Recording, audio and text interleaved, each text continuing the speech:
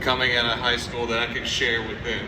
We're in a different world right now, and I acknowledge and realize that. My advice has to get amended because of what I see of the world we're living in. We're coming out of COVID, we're coming out of adults, parents who are teaching their children the right things but are struggling in their own lives. And believe it or not, whether you tell them something or not, they see and hear and know everything from your actions, from your words. They know when you're in trouble. They know when you're not making it. They know all the things that you try to whisper to your husbands and your wives outside of what they can see. They can feel it. We are energetic beings. We are flowing with the energy of the universe.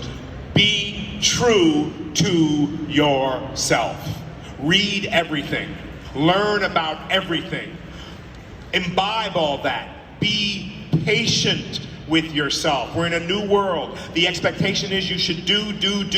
But sometimes you have to be still enough to listen to the world and get the answer. The answer will come if you go within. The answer will come if you sleep on it. That was the old saying, sleep on it, you'll have the answer in the morning. Be patient. Cultivate your friendships and cultivate your network. Coming out of high school, going into college, it's a network of support. You can't do it alone. Take advice, accept help, and be humble.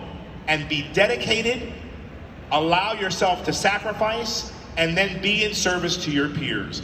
This is what I would tell anyone who wants to grow, not only if they get out of high school or out of college, but in life. Be vulnerable, be willing, be ready when the door opens, and be able as you walk through that door. Thank you. Beautifully said. Only got a couple minutes left. Let's get through as many as we can. Thank you for being here, first of all. And my question is, looking back through film history, is there a villain or a complicated good hero gone bad that you would have wanted to take a crack at, or that you draw inspiration from? Oh, it's so interesting. I don't watch a lot of film or television, but what comes to me right off the top of my head, and I'll go with my heart, is one day I would have loved to have played the Joker. So the Joker. We've seen a lot of Jokers, but my Joker would be different, or my Joker would be me, but the Joker. Next. Okay, great honor. I just wanted to know that if it bothers you that most people just know you as Gus Fring. It doesn't bother me at all, because you know what? I have come to a place where I have, somehow there is a legacy connected to our pop culture of this time. I think that this time in our world will be known for the moving picture, the moving image, and the technology behind the moving image, because it reaches so many people and it changes our lives. So no, I'm not trying to break out of being known as Gus Fring at all. He's just one person in the repertoire of characters I've played. If only people come to me and they only know that, I know there's an equal amount of people out in the world who know me for something else. Next! We have time for just this last one, but he's going right back to his table, so go see him over there. Go for it. I wanted to ask if you think School Days is still a relevant movie now, or do you think it's changed? I think it's a relevant movie because, again, the theme of this movie, light-skinned, dark-skinned blacks, the wannabes, the jigaboos, not accepting each other, was a really forward motion movie that took African Americans and black people to a new level of understanding about humanity. And it is relevant. Yes, it speaks to belonging to a fraternity. We have the Fraternal Order of Police. We have the Army. I went to military school, was gonna go into the Army. That's a fraternal order that protects and serves. We have all of the groups that stay within their own group, is another fraternal order of a kind and of a type. And it's not until all of the orders of organization of our group, your group, that group, this group, based on religion, creed, politics, money, are wiped away from our world, and we understand that we're all one. It's not until that happens that we can start to deal with the bigger issues of our environment, the larger issues of our hearts, the biggest issue of being able to understand that we are one. We're all connected. There was a song years ago that depicted it so well, like the songs with the lyrics that say, we're all in this together. And there's no way out alone. There's no way out of this, right? Because if I feel like I am not enough, right, because of the color of my skin, yes, I live in a world different than many.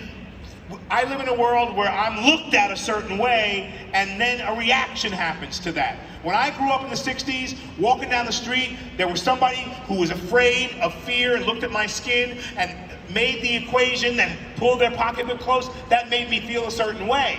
But I'm also assuming that that person pulled their pocketbook close because of the color of my skin, because I've lived that.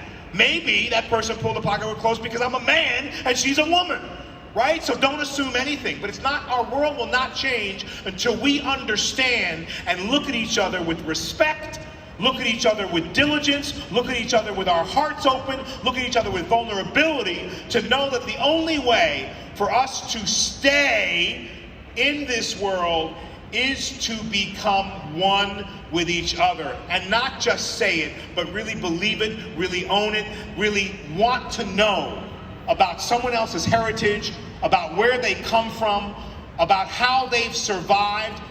We've all survived as human beings by being in that group, the group of our own, the tribe of our own, and also the oddball in the tribe that's not our own, because that tribe had compassion enough to take me in. The adopted child, the black child in an all-white family, the white Ukrainian child who's living with Polish people in Europe right now, who lost his parents in the war. They become, we have to become more understanding, compassionate, and truly own it, believe it, and love it for us to survive in this world, in this universe, in this day and age. Thank you. I cannot think of a better way for us to wrap things up. I have a couple things to mention. Speaking of school days, they recently put out a restored and remastered Blu-ray with a bunch of new extras on it, Spike's involved. It's wonderful. I think it's like $10. Get it. Watch movies again. Watch them with commentary tracks. It's something that I love doing myself. Thank you so much for helping us answer a question. To quote Merrily We Roll Along, how did you get to be here? About yourself and about all of us. You're here for the rest of the day, right? Sure am. Now, this is my last panel on the main stage here today. I'm in Theater 2 with Paige O'Hara at 2:30 and Sean Astin at 3:30. Go see some of our other programming. If you haven't got to see him at the table yet, of course, go and see Mr. Giancarlo Esposito. Can we get a round of applause for our American Sign Language interpreters? Yes. And for our crew, keep it going. One more time for Mr. Giancarlo Esposito, everybody.